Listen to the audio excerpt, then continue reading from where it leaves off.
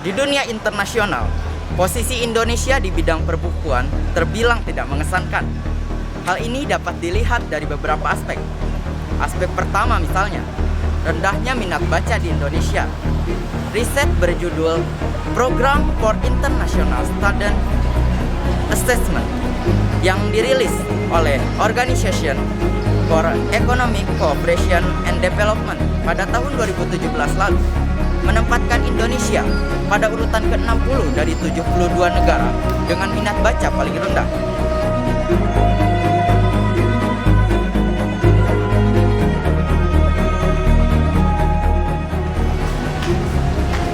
Kedua, kecilnya jumlah judul buku yang diterbitkan per tahunnya dibandingkan jumlah penduduk. Ketiga, maraknya pelanggaran hak cipta penerbitan buku. Poin terakhir ini merupakan persoalan krusial yang menyumbang andil yang tidak sedikit bagi kacaunya dunia perbukuan. Namun sayangnya, justru kerap diabaikan sebagian besar kalangan. Di lingkup Asia, Indonesia terbilang negara yang permisif pada pelanggaran hak cipta. Merujuk pada data Political and Economic Risk Consulting, Indonesia berada di urutan teratas sebagai negara dengan catatan paling buruk dalam perlindungan hak kekayaan intelektual. Indonesia mendapat skor nilai terburuk yakni 8,5 dari maksimum 10 nilai di antara 11 negara lainnya yang disurvei.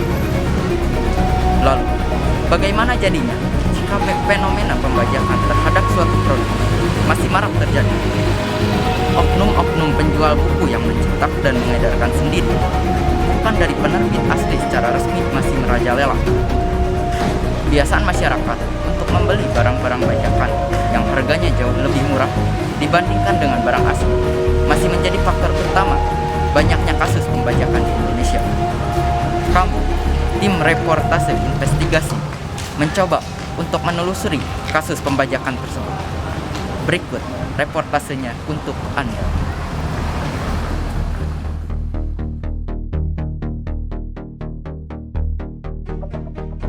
Buku murah di salah satu pusat perbelanjaan di Jakarta Selatan, sebut saja BMS.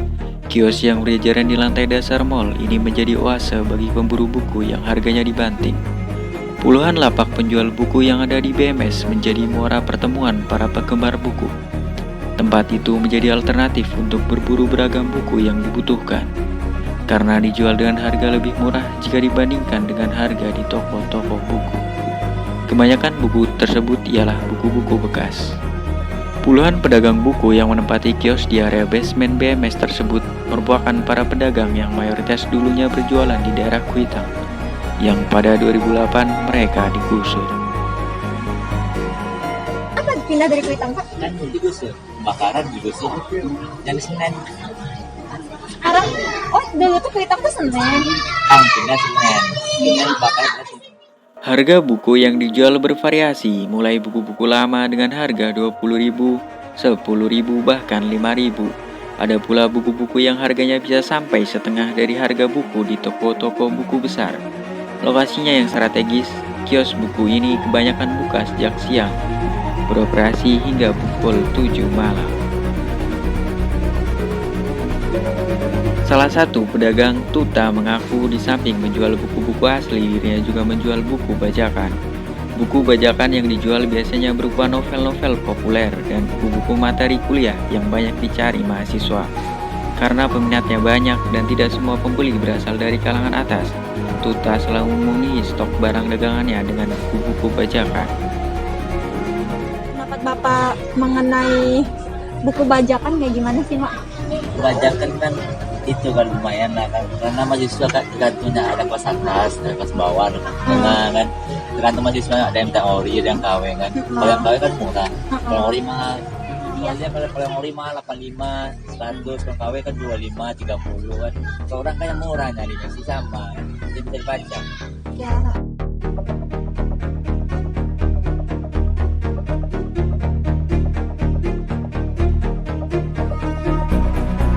Padahal jika diperhatikan, kualitas buku bajakan tak lebih baik dari buku asli. Covernya yang terlihat lebih pucat tak seindah harga yang sangat tercetak miring. Jilid buku yang tidak rapi dan kualitas kertas yang tidak bagus untuk mata juga menjadi ciri bahwa kualitas buku bajakan setara dengan harga yang dijual. Salah satu pedagang buku bekas, sebut saja Pak Oga, mengaku menghususkan menjual buku bekas untuk kalangan mahasiswa dengan harga pas, kisaran 10.000. Buku-buku bekas jenis ini menurutnya didapatkan dari para pemilik buku yang sengaja menjual murah kepadanya. Kalau boleh tahu emang buku-buku ini dapatnya dari mana? Apa ada yang ngirim atau beli? Ada yang ngirim. Kita banyak bosan juga. Jadi mereka, jadi Bapak nggak nyetak sendiri kayak gitu? Berarti Bapak ini mereka supply ke sini gitu. Bapak beli dari grosir lagi, bukan nyetak sendiri enggak? Misalnya kakak nih, bajak misalnya kan, kakak betul. Mau nggak? Udah belajar. Jadi orang lain yang ininya ya, yang berperilaku sebagai pembajaknya. Bapak mah cuma ngejual gitu.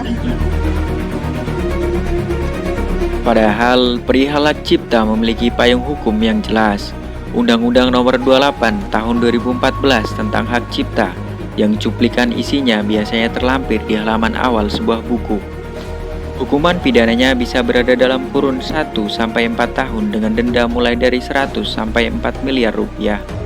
Tapi aturan ini mandul, bahkan para pembajak juga terkadang ikut menduplikasi halaman seruan tersebut karena tahu pemerintah tak akan bergerak. Tentang hukum perbajakan sendiri Bapak tahu nggak? Berarti ya. Kan pada tahu kita kan kita menjual doang. Kita Iya kan sih. kalau kita cetak kena kita kan. Belum ada data akurat mengenai seberapa banyak judul dan eksemplar buku bajakan yang kini beredar di kios-kios dan toko-toko dunia maya. Namun sedikitnya kita bisa menangkap reaksi dari pegiat-pegiat buku di berbagai kota yang menunjukkan bahwa masalah pembajakan ini telah masuk ke dalam ranah yang serius, mengkhawatirkan bahkan merusak budaya dan ekosistem literasi di Indonesia. Pengetahuan memang milik semua orang, namun nilai produksinya bukanlah sesuatu yang bisa dianggap sambil lalu saja, kala kita menikmati hasil jerih payah intelektualisme seseorang.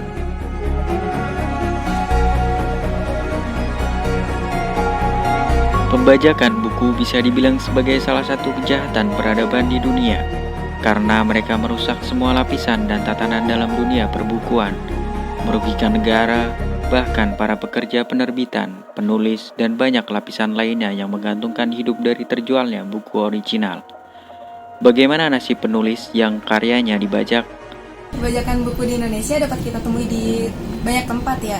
Dan sebenarnya dari perbajakan buku itu merugikan banyak hal, baik dari sisi penulis, penerbit, toko buku, maupun dari pemerintah dan konsumen itu sendiri.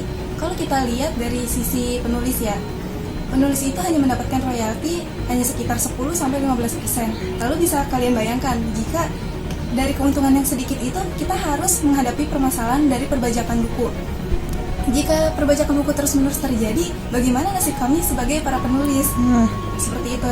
Dan jika dari toko buku, jika perbajakan terus-menerus terjadi, maka bisa-bisa toko buku itu bisa tutup karena harus bersaing ketat dengan para toko-toko buku yang membajak. Lalu jika kita lihat dari sisi konsumen sebenarnya merasa rugi harusnya dengan adanya perbajakan buku. Bagaimana tidak? Dari kualitas buku yang mereka dapatkan, otomatis mendapatkan kualitas yang lebih rendah daripada buku yang original. Namun kadang-kala mereka berpikir seperti ini, kami berhak dong untuk membaca buku karena tidak semua konsumen itu memiliki taraf ekonomi yang sama gitu. Jika melihat dari sisi tersebut, kalian ingin mendapatkan ilmu dari buku yang kalian beli, tapi caranya salah. Lalu bagaimana dengan ilmu yang kalian dapatkan? Kan masih banyak cara yang bisa kalian lakukan. Misalnya kalian bisa berkunjung ke perpustakaan untuk meminjam buku, itu kan bisa. Semoga tidak ada lagi perbajakan buku di Indonesia atau di dunia deh. Gitu. Terus juga semoga minat dari literasi para masyarakat lebih meningkat untuk memajukan literasi Indonesia. Buku yang sampai di tangan merupakan hasil kolaborasi berbobot padat dan berdurasi panjang antara penulis, editor, ahli bahasa, desainer visual, bahkan juga para pekerja di pabrik kertas. Karya tersebut harus melewati waktu berbulan-bulan menuju pemeriksaan sebelum akhirnya dipajang di etalase toko-toko buku. Alur kerja tersebut yang tidak dihormati oleh mereka yang membajak buku. Para pembajak cukup mengambil sebuah judul buku dan menduplikasinya, lantas menjualnya dengan harga miring. Perkara jeripaya penulis dan penerbit, masa bodoh bagi mereka.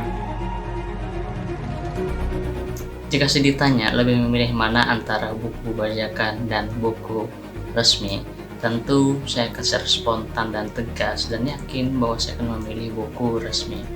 Terutama karena jika kita memilih buku bajakan itu sama saja dengan mendukung aksi kejahatan, kriminalitas berupa pembajakan buku, pembajakan hak cipta, pembajakan hak ekonomi orang-orang yang terlibat dalam industri buku.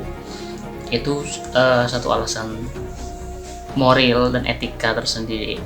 Dan juga buku resmi tentu lebih menyenangkan dan lebih memuaskan jika kita miliki. Pertama dari hal kualitas kertas, kemudian kualitas tata letak buku, dan kualitas cover buku tentu akan sangat berbeda jika kita memilih buku bajakan yang seringkali menurunkan kualitas dari sampul halaman, dari kualitas penataan tata letak yang kadang sering kali cacat gitu, cacat terbitan. Maka dari itu pun saya juga memilih buku resmi karena pertama adalah hal wajib bagi kita segenap orang-orang yang terlibat di dalam industri buku sebagai konsumen tentu pun nanti misalnya jadi terlibat di dalam industri buku sebagai pelaku penulis buku, tentu membeli buku resmi sama dengan mendukung pengembangan literasi, kemajuan literasi Indonesia. Begitu saja.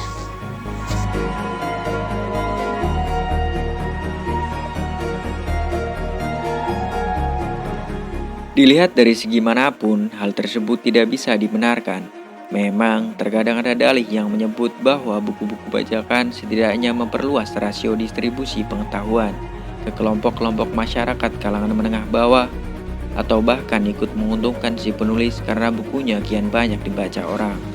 Namun, sikap permisif tersebut harusnya hanya berlaku di situasi yang benar-benar ekstrim, dan tentu harus ada izin legal formal dari mereka yang karyanya dibaca. Sesuatu yang mustahil terjadi saat yang ada justru pelanggaran hukum secara sistematis.